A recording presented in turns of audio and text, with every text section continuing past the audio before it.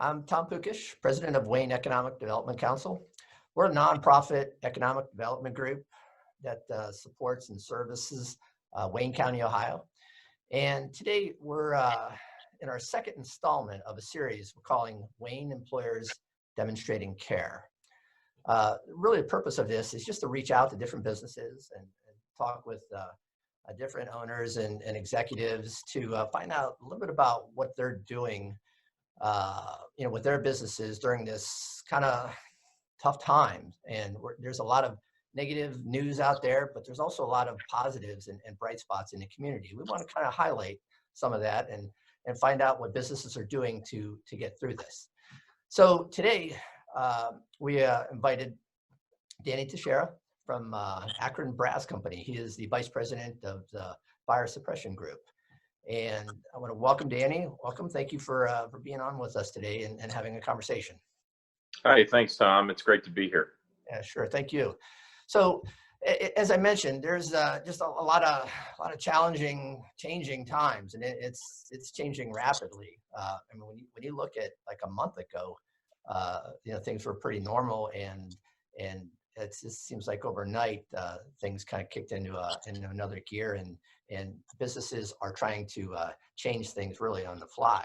So I wanted to just talk with you briefly, just to find out, maybe some of the things that you're doing that's maybe creative, trying to keep production going, keep your employees safe. So if you kind of share some things that you guys are doing there at Akron Brass, that'd be great. Yeah, sure. Like you said, it's been going on, certainly a month or more here, and it's interesting as this thing has kind of developed. It was for us, especially early on, every decision we made felt like it was going too far, right? Every decision we made felt like it was just way overboard. And it was interesting because we would make a decision, we would implement something new, and 2 or 3 days or a week afterwards, we would say, boy, thankfully we did that sooner than later. And we were happy to do it. And I go back to, very early on for us. One of the first things we did, really in the end of February, the beginning of March, we were pretty far ahead of what we would anticipate to happen here as a result of the pandemic. One of the first things we did was we started to implement additional cleaning, right? And naturally for us, that meant getting our hands on cleaning supplies, disinfectants, antibacterial soap, hand sanitizers, and we actually worked with the company that does our cleaning service now to contract them and have them come in for additional cleaning times throughout the day. So that was a sort of a first precautionary step that we took. Sort of moving beyond that, it was March 13th, actually, we sent out a memo here to Akron Brass, and we explained to everybody that just in abundance of caution, we were going to be instituting a number of additional measures. So effective that following Monday, we actually started taking everybody's temperatures when they came in the morning. We essentially, anybody who had a fever or had a temperature of 100 degrees or higher was asked to go home and self-quarantine for a period of time. And we knew that doing that, we would be sending some folks home, particularly our hourly folks, who wouldn't be able to clock in and get paid like they normally would, whether they're really symptomatic and have COVID-19 or not. And so we worked in partnership with IDEX, our parent company, to develop a paid leave policy for employees who are asked to self-quarantine or folks who were required to self-quarantine for any period of time.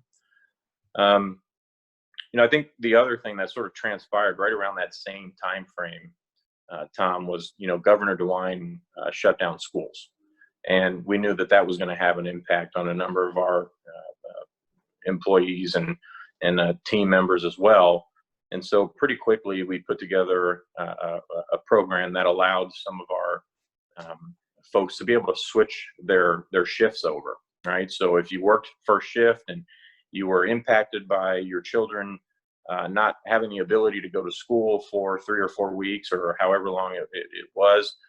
We worked closely with our factory floor team and put together a pretty quick plan around, offering some flexibility for you to switch to second shift or to third shift temporarily to allow you to provide your child with the care they need and take care of your family first, and then still be able to supplement that by coming to work. So those are just some of the very initial steps we took. Beyond that, Tom, and we had this pretty well implemented, by mid-March.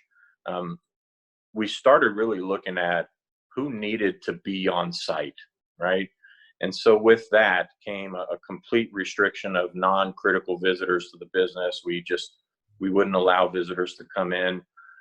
Those that were deemed critical to our business for the day-to-day operation, we allowed them to come in, but they were submitted to temperature checks as well. And they were asked to fill out just a brief 3 or 4 questions, ensuring that they hadn't traveled, that they hadn't been to any high-risk areas, that they hadn't been experiencing symptoms of coronavirus before we allowed them to enter our facility.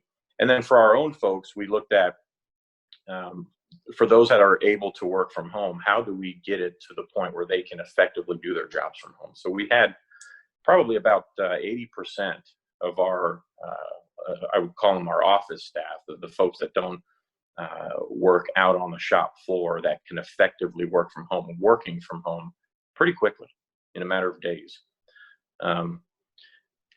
Behind the scenes, Tom, we were doing a lot of mitigation planning. We were looking at, what's the backup if a certain individual were to be impacted or needed to be out sick, what would backup plan for that individual be, and how do we maintain a level of separation between, let's say, the first line employee and who that backup would be, so that they don't cross-contaminate one another. We really laid those plans out pretty thoughtfully to make sure that we'd be able to ensure health and safety of our people first, and then business continuity second. Mm-hmm. How about the overall communication with your employees? Because obviously that's important all the time, but especially through this, when there's so many things that are changing and there's so many unknowns. I mean, was there any changes in place there? Did you do anything different? Sure. Yeah. So we knew that with so many people working off site and our teams being much more remote than they had historically been, there would be this need to just over communicate, right? So we continue to stress that with people. I would say one of the biggest things that we did is we actually had a text alert system created. And sort of our original intent for the text alert system was to just communicate company-wide information that we felt everybody needed to be aware of. So things like, hey, we're going to have a delayed start today due to a snowstorm, or maybe we need to shut the plant down because of weather-related items, or whatever it may be, some of the HR communications and things of that nature. And what we've started to do, at least temporarily, is use that text alert system, which people can opt into and opt out of, right? To broadcast some very short videos. So we did some very short videos to just communicate to the broader employee base, the status of the business, and just to encourage them, and just a leadership message that we would send out at least maybe once or twice a week, just to maintain that level of connectivity. So that was one thing. And then another thing that we've done is we've really started to be pretty intentional about setting up some skip level meetings, right?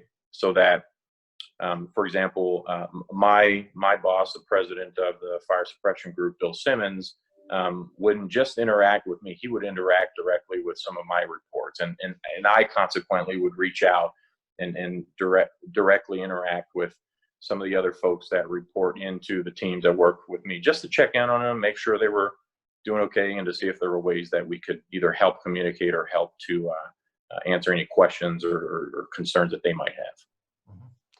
So going forward, with a lot of the changes you've made, and just the changing of the dynamics of the company, do you how do you foresee, some of the future as we start to get out of this? Well, I think it's going to be a very different time for all of us, quite frankly.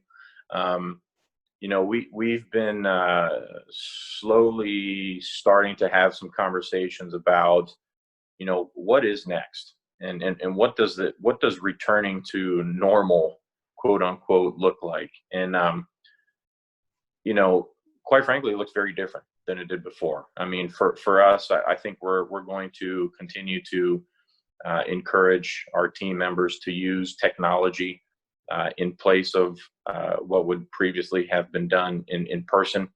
So meetings, gatherings, town halls, um, all of those things have been completely converted over to tools like Zoom and Microsoft Teams and Skype.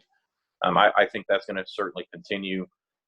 Some of the social distancing practices that we've put in place within our facility to ensure that people are um, 6 feet apart as much as possible in every possible location of the plant, including break rooms. I think a lot of those practices will continue. Um, and so it's just going to be a world where we need to continue to be much more vigilant of the potential of the spread of any type of virus than maybe we have been in the past. And we're certainly prepared, and we think we're actually going to come out of this thing quite a bit stronger, just because it's really brought the team together in a positive way. Yeah, that's good to hear. I hear a lot of those comments from other companies as well. They think it'll make them sharper and stronger and more united as a team. So those are great, and very positive comments, Danny. Thank you so much. As there's so many good things that are happening with our local businesses, and I also wanted to shed some light on our other social services as well. So we have the Wayne County Community Foundation is reaching out, and they put together an emergency grant fund. I just want to share this with everybody. If what they're doing is they're giving grants to local nonprofits that are focusing in on food security, housing security, and medical services. So if you're looking to get involved and give back to the community, all this money stays within our county, so you are helping the county. So if you want to get involved and be a part of the process, uh, please do. And I welcome everybody to do that. So thank you so much. Danny, thank you very much for being part of this series. This is very helpful as we continue to share our best practices with one another. So I want to thank you so much, and best of luck to yourself and Akron Brass. Please stay safe, and we look forward to working with you in the future. Thanks, Tom. Same to you. Take care and stay safe. Thank you.